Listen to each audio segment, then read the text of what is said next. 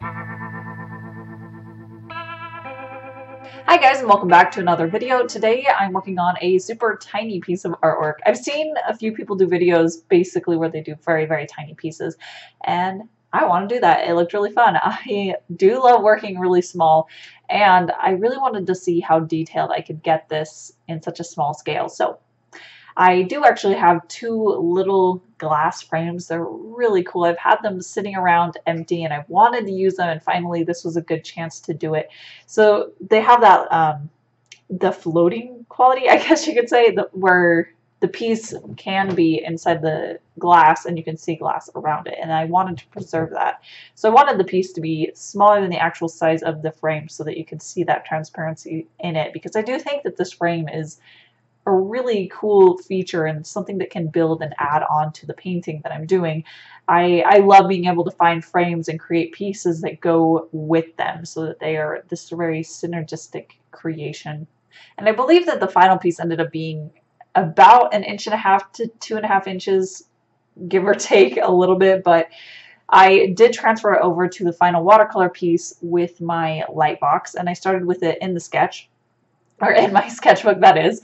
And at the very beginning, you can see where I had two versions of it. So I sketched one using reference very heavily, and then the second one I let myself take a few more liberties, and I liked a little bit more the face, that I was getting a little bit more dynamicness in the second one, but I liked her hair from the first one, so I ended up using kind of a mismatch of both of them and ended up with a collaboration between the two. And I did end up cutting that part out because I forgot to focus it, so that was just too blurry to watch it, but I did use my light box. I transferred it over. I decided to do this on cold press, and cold press paper, if you don't know, is slightly textured. It is also the preferred watercolor paper for most people when they're starting off. Hot press is very smooth, but it can be kind of tricky to get very smooth washes to really control it.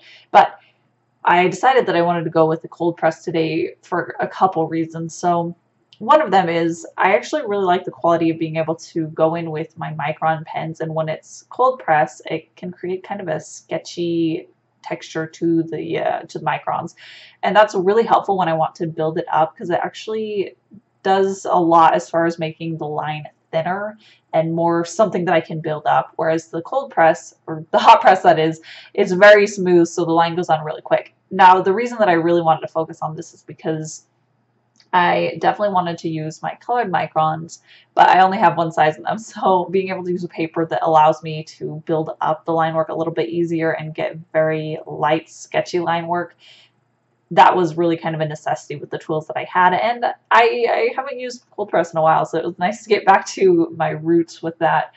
I do definitely prefer the way that the watercolor behaves on the cold press, that is, but yeah, that was mainly the reason, is that I like how it interacts with my micron pens. And I did end up inking this with green.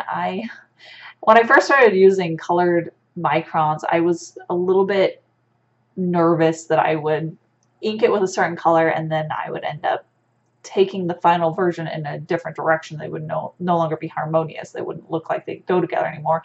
But that actually has been the complete opposite. I found that when I start off with a colored line work, I have much better of an idea of where I want to go with the colors, and also as I'm working on the colors, they adapt to the line work. So when I glaze over on top of the line work begins taking on those traits. And I am so happy with that process. I am definitely converted to colored microns. Maybe not every single piece, but absolutely it's something that I'm going to be focusing on. And this one, I really love the effect of being able to, especially since it's so small, it has that hint of color throughout the entirety of it.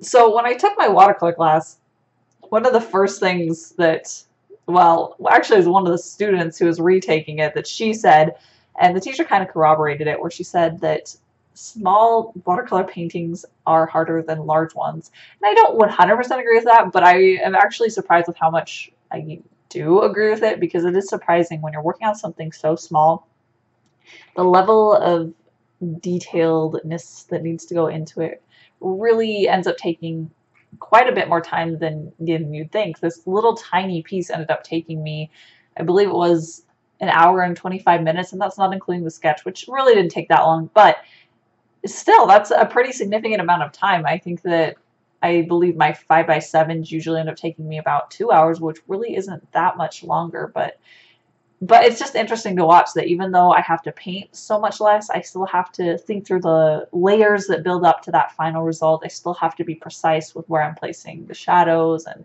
the colors. I still have to think it through.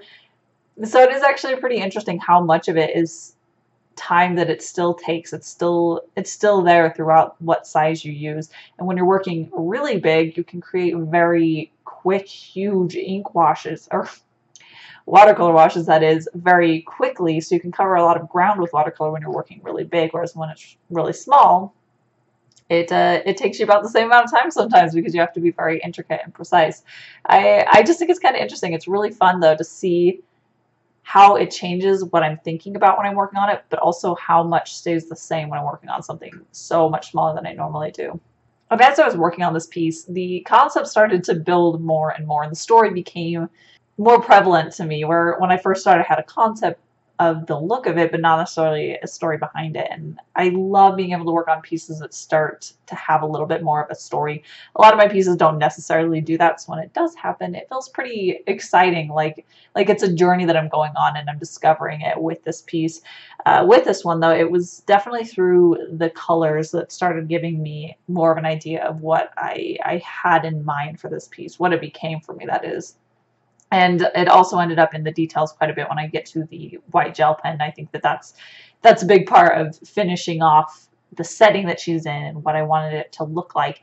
But ultimately, what I kind of felt like as I was working with her with all these blues and greens is that she was this murdered woman who's coming back to get revenge, and she's almost like a ghost of this woman that was thrown into the water to get rid of.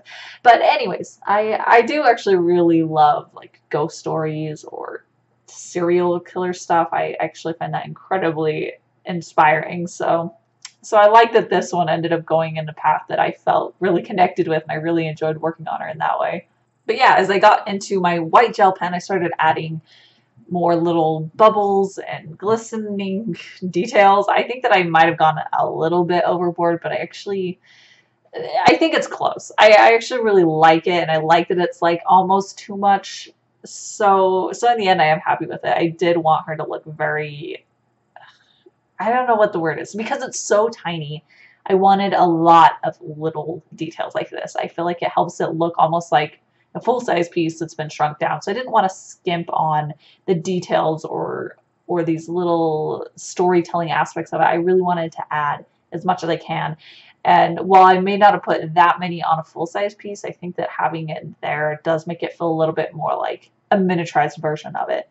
And one of the final steps I took is I took my golden interference paint, and I will list exactly which one I used down in the description, as well as all the other tools that I'm using today. But this paint is super gorgeous. It's actually an acrylic paint, but it's mostly clear. It has this really gorgeous shine to it. The one that I used today, I believe it was one of the green ones where it shifts depending on the way the light is hitting it. So with one direction, it'll hit it and it'll look green, and then you tilt it and it'll shine and turn into, I think this one might be blue on the other one, like a pale blue.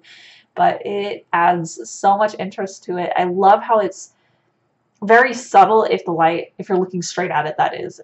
But then as you turn from one side to the other, it really shines. So it's a cool detail where it's almost like it's hidden until that point where you're at the exact point that it really shines and shows through.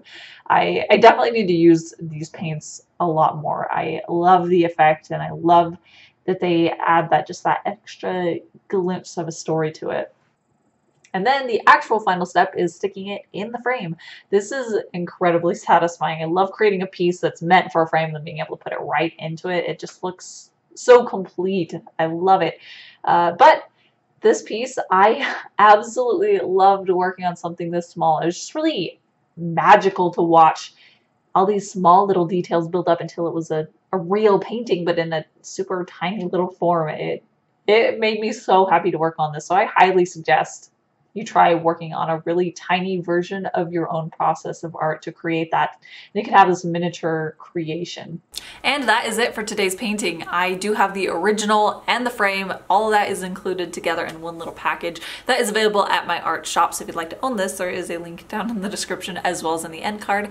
And that is it for today. So I will be back on Saturday with another art video, and thank you guys so much for watching. I'll see you then.